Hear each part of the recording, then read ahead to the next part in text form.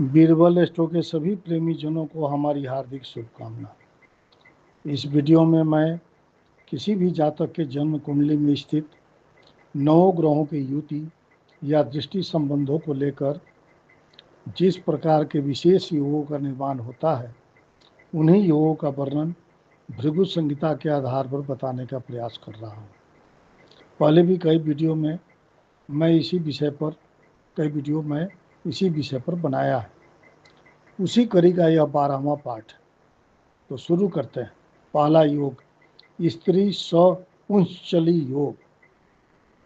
यदि जन्म कुंडली में शनि और मंगल के षड वर्ग में स्थित शुक्र 7वें घर में बैठे हों और उन पर शनि या मंगल में से किसी एक की भी दृष्टि पड़ रही हो, तो ऐसा स्त्री पुरुष जातक दोनों पर स्त्री और पर पुरुषगामी होते हैं।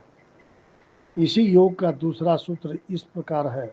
यदि मंगल और शनि एक ही राशि में चंद्रमा के साथ बैठे हों और शनि अथवा मंगल के नवास वर्ग में शुक्र 7वें स्थान में हो और शनि अथवा मंगल दोनों में से किसी एक की भी दृष्टि हो, तो स्त्री पुरुष दोनों पर स्त्री एवं पर पुरुषगामी होते हैं।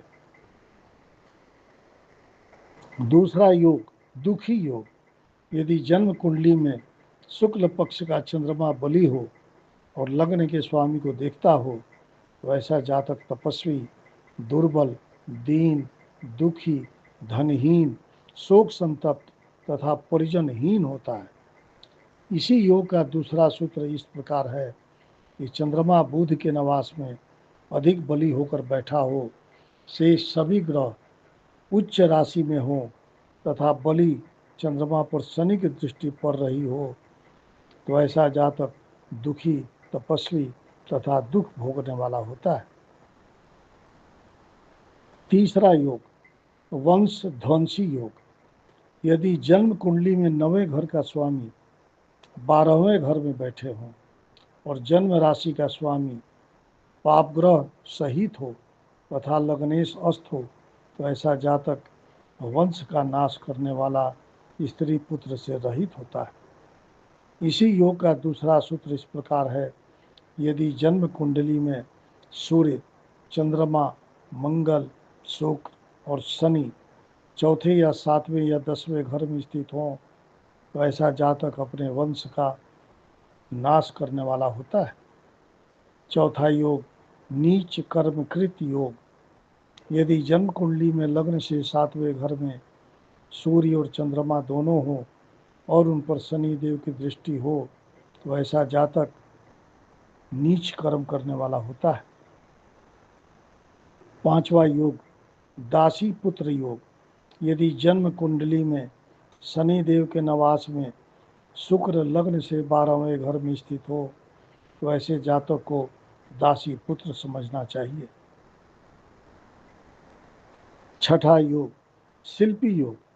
यदि जन्म कुंडली में जिस राशि संबंधी त्रिशांश में बुध की स्थिति हो और वह राशि केंद्र में स्थित हो तथा शनि देव की उस पर दृष्टि हो, तो ऐसा जातक चित्रकारी एवं शिल्प कला इत्यादि से अपनी आजीविका का उपार्जन करता है। सातवां योग, चंडाल योग। यदि जन्म कुंडली में बुध और शुक्र केंद्र में बैठे हों तथा चंद्रमा राहु के साथ लग्न में बैठा हो, तो ऐसा जातक अपने कर्म से हीन चंडाल कर्म या स्वभाव का होता है।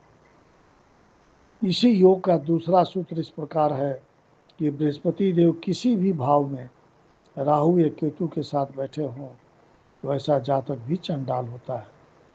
इसी योग का तीसरा सूत्र इस प्रकार है कि यदि बृहस्पति देव नीच राशि में या नीच नवास में किसी पाप ग्रह के साथ बैठे हों, तो ऐसा व्यक्ति ब्राह्मण के घर में पैदा होकर भी चंडाल होता है। आठवां योग, कुल पांसु योग। यदि जन्म कुंडली के केंद्र में शुभ और अशुभ ग्रह दोनों बैठे हों और लग्नेश दशम स्थान में हो तथा चंद्रमा की उस पर दृष्टि न हो अथवा धनु राशि के नवास में शुभ ग्रह प्राप्त हो, तो कुल पांसु योग होता है ऐसा जातक परदेश में रहने वाला, अपने घर से च्युत अथवा बहिष्कृत, स्त्री पुत्र से रहित, दोषों को भोगने वाला दरिद्र होता है। 9वां योग, पिशाच योग। यदि जन्म कुंडली के लग्न प्रथम भाव में चंद्रमा राहु के साथ बैठे हों और 5वें या 9वें स्थान में मंगल अथवा शनि बैठे हों, तो ऐसा जातक पिशाच वृत्ति का होता है और पिशाच ही उसका इष्ट देव भी होता है। 10वां योग, अंध योग। यदि जन्म कुंडली में लग्न प्रथम भाव में सूर्य देव राहु के साथ बैठे हों और 5वें या 9वें स्थान में मंगल अथवा शनि बैठे हों, तो ऐसा जातक अंधा होता है। इसी योग का दूसरा योग इस प्रकार है कि यदि जन्म कुंडली में सिंह लग्न हो और उसमें सूर्य चंद्रमा दोनों बैठे हों तथा उन पर मंगल और शनि की दृष्टि भी पड़ रही हो, तो ऐसा जातक अंधा होता है।